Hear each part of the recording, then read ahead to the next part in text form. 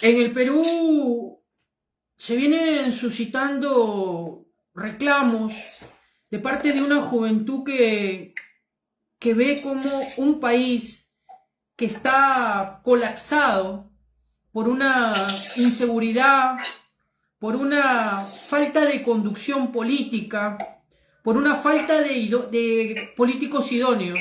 Pero hoy, en la República Hermana del Perú, hay un sacerdote católico, un padre, llamado Luis Basalar García, que conoce bien lo que es la realidad que se vive hoy en la República Hermana del Perú.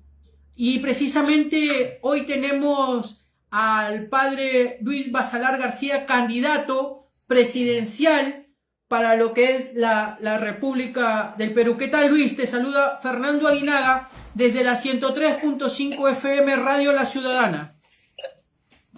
Un saludo, Fernando, un saludo para la Argentina amada y mi apoyo y mi solidaridad con su manifestación de revolución contra poderes fácticos y contra la opresión de un sistema liberal capitalista que lo único que ha hecho es destruir esta nación que con tanto esfuerzo se ha levantado. A la orden de tus preguntas. Muchísimas gracias, Luis. Precisamente acá en la República Argentina existe una de las colectividades más fuertes fuera del Perú, de peruanos residentes.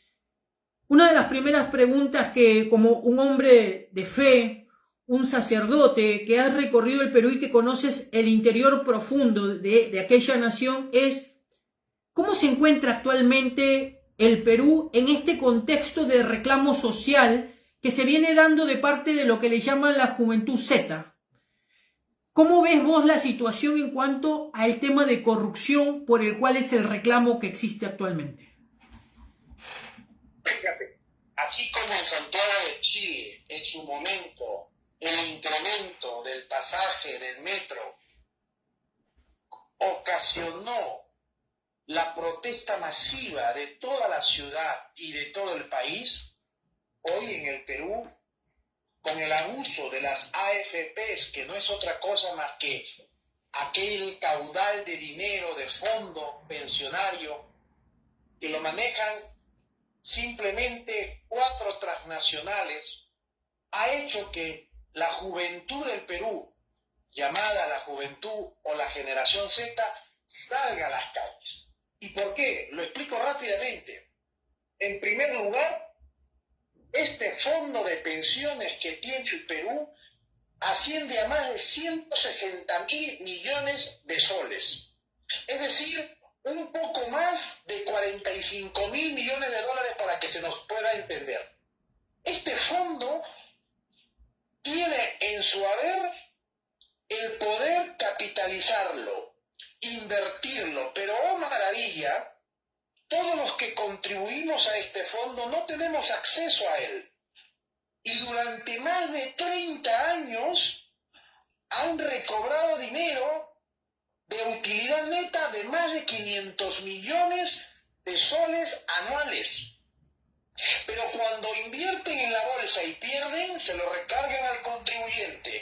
Y ahora, en el Congreso, con los lobbies de poder, de Fuerza Popular, que no es otra cosa que la continuidad del fujimorismo, juntamente con Renovación Popular, juntamente con el partido de APP y los demás aliados del gobierno dictatorial de Dina, promovieron la ley para que incluso ahora los jóvenes obligatoriamente tengan que aportar a este fondo, tanto los que son privados como los independientes.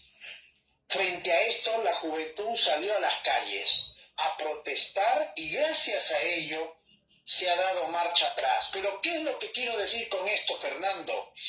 Que es la misma receta para todos nuestros países, donde los fondos de pensiones sirven para 4 corporaciones que se hacen ricas y que luego pueden acceder a este mismo fondo la banca y la industria, que como bien sabes, y como bien lo señalo ahora en Argentina, para que se conozca la realidad del Perú, lo manejan 5 familias bancarias.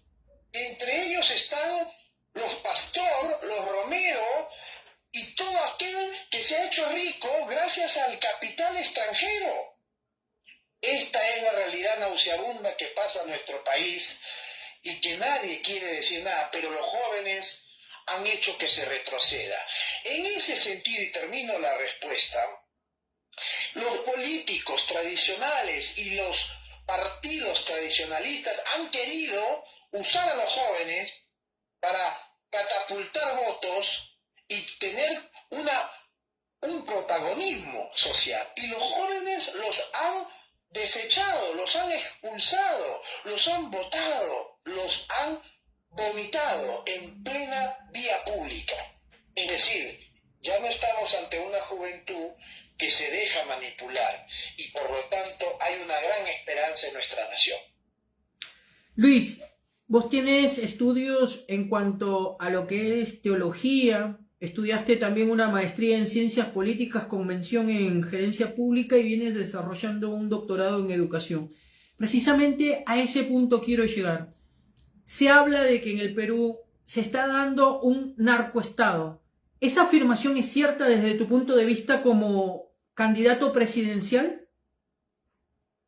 Fíjate, las 4 patas que sostienen toda la corrupción en nuestro Perú está conformada por el lavado de activos, el narcotráfico, la minería ilegal, no informal, atención, y también por los lobbies de poder. Dicho esto, en este momento en nuestra patria, sabemos concretamente que las grandes fortunas de las grandes corporaciones han sido producto del narcotráfico y que a su vez han sido lavados para poder entrar de manera legal en el mercado.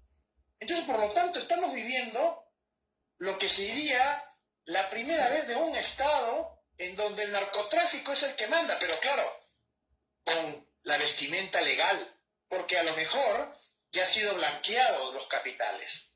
Por lo tanto, frente a esto, el Perú tiene que rebelarse y frente a eso estamos en ese proceso de revolución para desenmascarar al verdadero monstruo.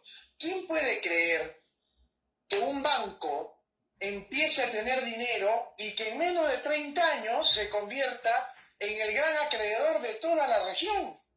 Esto está pasando en el Perú. ¿Un banco? Un banco, la banca y en general la mayoría de familias que se han posicionado en el Perú.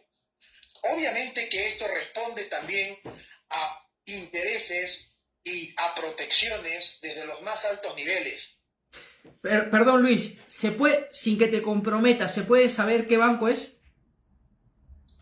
De momento, al decirlo, me tendría que exponer y luego sería una causal para que no pueda postular a la presidencia. No entiendo. Pero es un banco que termina en CP. Hay que ser inteligente, como dice el Evangelio. Los hijos de las tinieblas, dice el Evangelio, son más inteligentes que los hijos de la luz. En ese sentido, hay que ser inteligentes, prudentes y mesurados. Estamos hablando de los bancos tradicionales en la patria.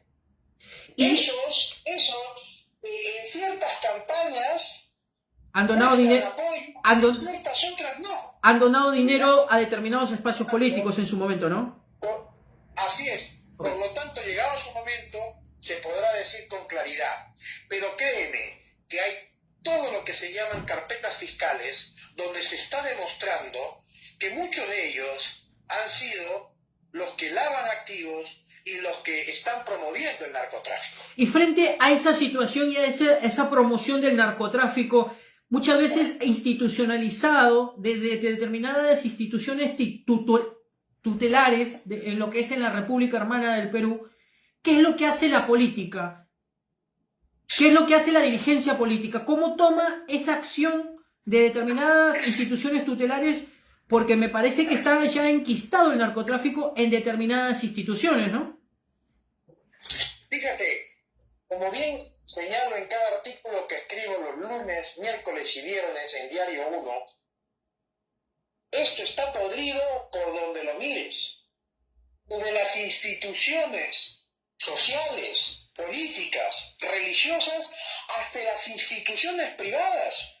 Entonces, ya es un esquema y una estructura de pecado, hablando teológicamente, que configura el sistema liberal que prime en el país, que es un sistema con una vertiente mercantilista. Entonces, atacar a la bestia en su corazón implica romper el sistema.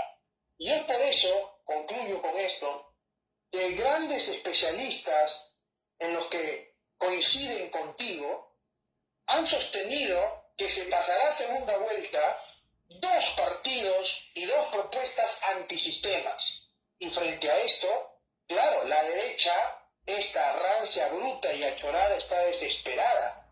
Porque claro, antes, esta misma derecha, enarbolada por la señora Keiko, enarbolada por el señor Aliaga, defendían al señor Milei y lo tomaban como referente, pero frente al desastre de la Argentina, hoy quieren marcar distancia, ya es muy tarde, porque como siempre hemos visto, la verdad se impone por su propia fuerza. Vos siendo un sacerdote, siendo un hombre comprometido socialmente, empiezas a querer participar activamente dentro de lo que es la vida política partidaria, específicamente como candidato a presidente. ¿En qué te diferencia a vos de los demás candidatos, creo que hay más de 20 candidatos a presidente? ¿A qué te diferencia a vos de los demás candidatos que están pugnando por la máxima administración de lo que es en el Perú o el sillón presidencial? Son 43 partidos políticos en la actualidad. 43. Y a lo mejor vamos a tener 43 también candidatos a la presidencia. Yo me caracterizo por ser un sacerdote que dice lo que piensa y siente tal como piensa. No hay una doble narrativa, no hay un doble discurso, pero esto lo puede decir cualquiera. Sin embargo, lo que acredita mis palabras son los hechos. Yo me he rebelado contra Dina Boluarte, no desde un escritorio, no escribiendo una columna solamente, en las calles. Y es por eso que todo el sur reconoce esa valentía y me pidió que tome la decisión de ingresar en política. Eso para empezar. En segundo punto... Perdón Luis, para que nuestros oyentes puedan entender, el sur, estamos hablando del sur del Perú, que son las provincias que salieron a reclamar la injusta detención de del presidente Pedro Castillo, que se encuentra actualmente en prisión. ¿Es así? Así es. Estoy refiriendo a Puno, a Arequipa, a Cusco, a Huancavelica, a Ayacucho, me estoy refiriendo a Moquegua, todo el sur del país, todo el centro del país, Huancayo, Junín, Jauja, en fin, por un lado. El otro elemento es que somos el único partido que apostamos por un nuevo sistema y proponemos el federalismo. Un federalismo al estilo de Brasil, al estilo de Argentina, al estilo de México, donde no se rompe la unidad, pero donde se le dé la autonomía real a cada región para que gaste el dinero que le corresponde, para que pueda recaudar y que quede en el lugar del recaudo su dinero, para que el diseño curricular educativo se haga desde la región, no desde Lima. Y por último, apliquemos un nuevo sistema económico al estilo de Singapur, al estilo de los países nórdicos, al estilo de China. Me estoy refiriendo a este nuevo sistema económico mixto, planificado, ordenado, donde el Estado no puede ser indiferente frente a la inversión privada, sino que juntamente con ella se arme una sociedad en conjunto para velar por los derechos del trabajador.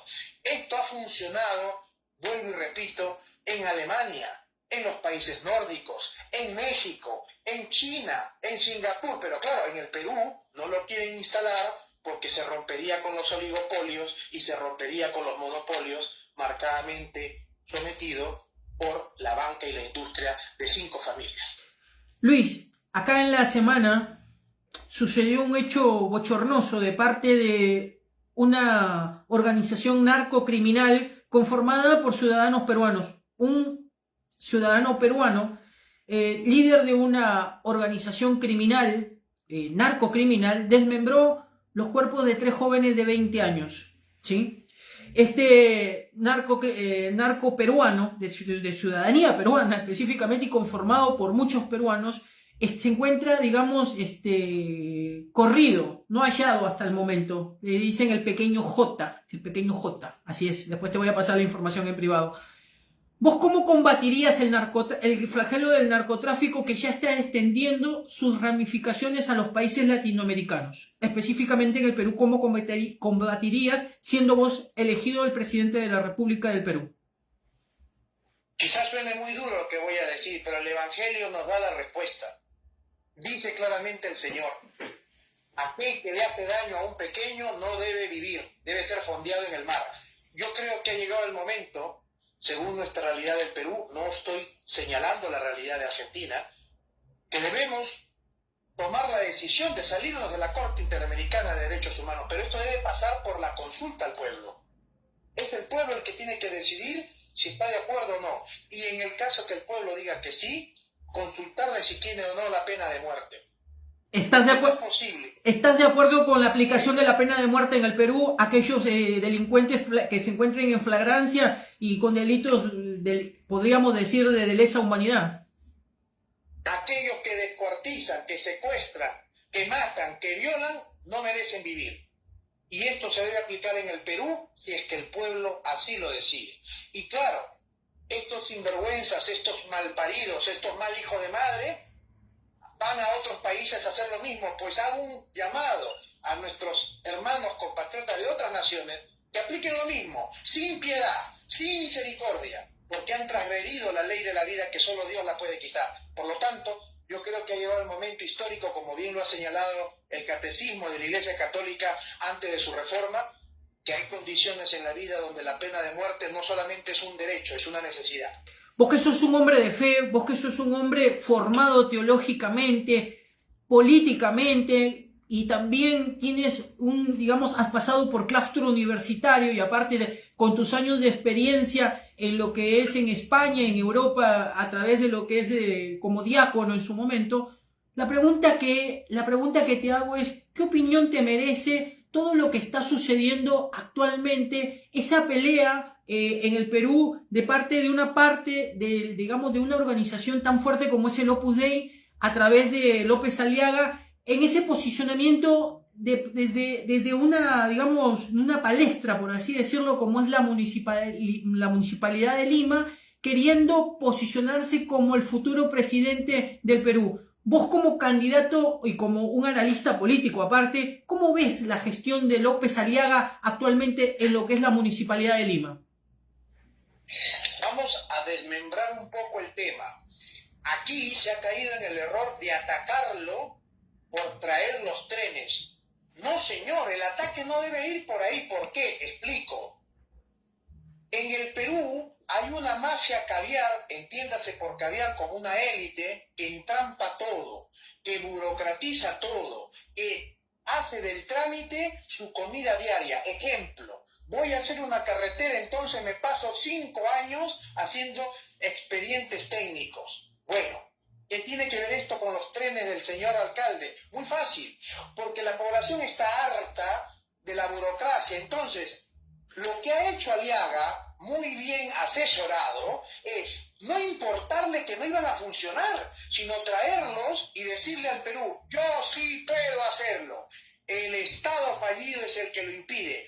Y esto es brutalmente impactante, querido Fernando. Quiero que se entienda esto, porque la mayoría de políticos no lo ve, porque no son estadistas, no tienen el olfato de lo que hay detrás, simplemente miran el humo del avión que corre. Entonces, claro, si yo constantemente te digo: yo sí puedo y te lo traje, es el Estado el que no lo hace funcionar, te vas posicionando como un antisistema. No sé si me dejo explicar. Sí, sí, sí. En ese sentido, cuando tú te posicionas como un antisistema, el ataque no debe ir por lo que has hecho, sino desenmascararte que tú eres parte del mismo sistema, porque tú tuviste las concesiones de los trenes en Cusco, porque fue Fujimori el que te dio esas concesiones en Cusco de los trenes, y donde todos los peruanos son transitados en trenes como si fueran ganados. Ese es el verdadero ataque. Pero claro, la clase política de hoy no lo ve y ataca al tren. La población de Lima le dice a las encuestas: no me importa, carajo, que los trenes tengan 50 años, no me importa, él los trajo y por lo tanto es el Estado el que no está haciendo las cosas bien. Esta es la reflexión de un estadista.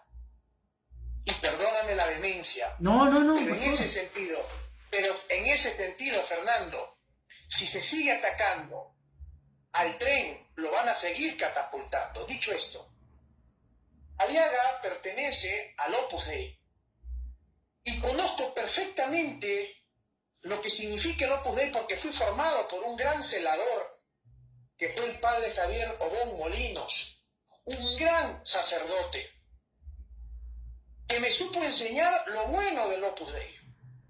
¿Y qué es lo bueno? Buscar la santidad y la perfección ahí donde te encuentras, haciendo bien las cosas. Punto, se acabó. Sin embargo, Rafael López Aliaga ha distorsionado la fe, ha caricaturizado la espiritualidad de la fe y ha hecho de la religión su bastión.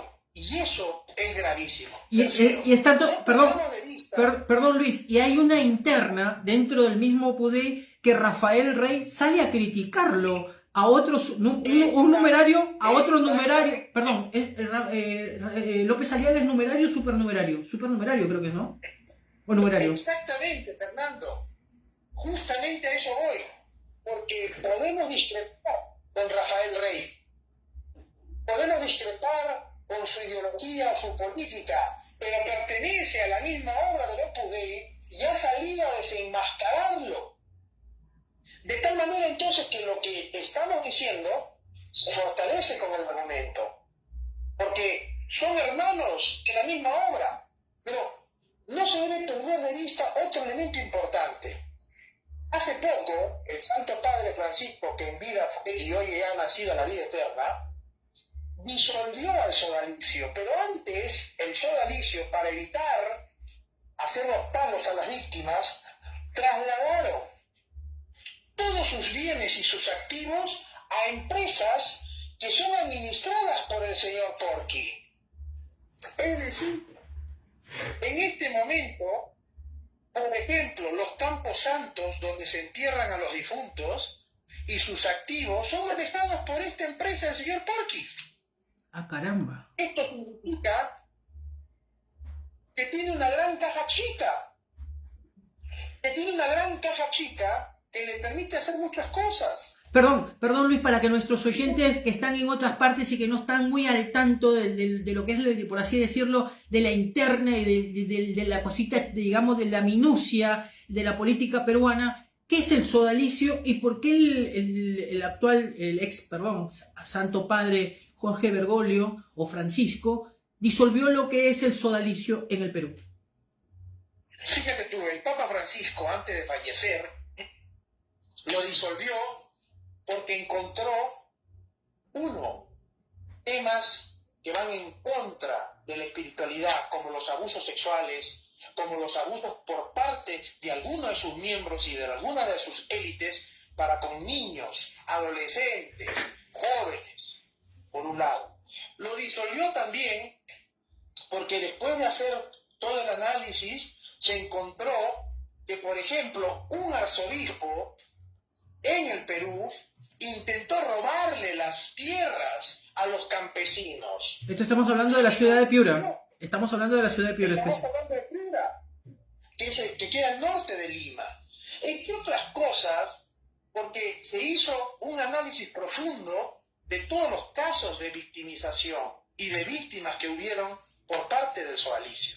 Y obviamente, lo que manda siempre en todo es lo económico.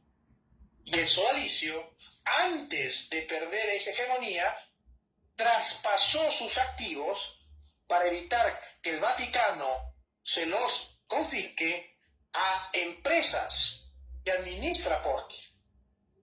Entonces, esta es una realidad que nadie está hablando porque la prensa hegemónica se está enfocando en minucias. Y perdón por interrumpirte, el Opus Dei en la República Argentina fue denunciado por trata de personas por la denuncia de 43 de mujeres pobres que fueron, digamos, condicionadas a trabajar gratis y, digamos, en estados impresionantes, de los cuales han sido denunciados y están siendo, digamos, tomando indagatoria 4 sacerdotes del Opus Dei directamente.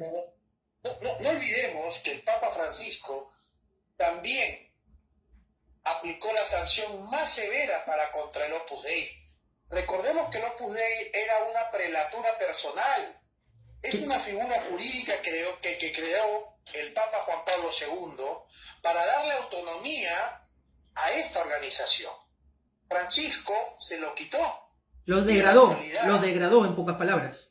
Así es, lo degradó y en la actualidad el Opus Dei depende de la Congregación para el Clero.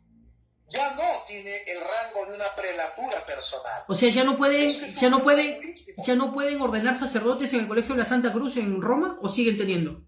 Mira, el prelado como tal ha perdido esa posibilidad. Ajá. ¿Por qué? Porque depende directamente del dicasterio y de la prefectura del sacerdocio, del clero. Entonces, entrar en este tema burocrático de la curia romana es un poco dificultoso porque nuestra audiencia no maneja mucho estos temas, pero es necesario decirlo. Podemos decir que la obra del Opus Dei fue degradada con el Papa Francisco por las irregularidades y dejó de ser prelatura personal. Lo mismo ha pasado con el sodalicio, con el atenuante más grave de ser disuelto.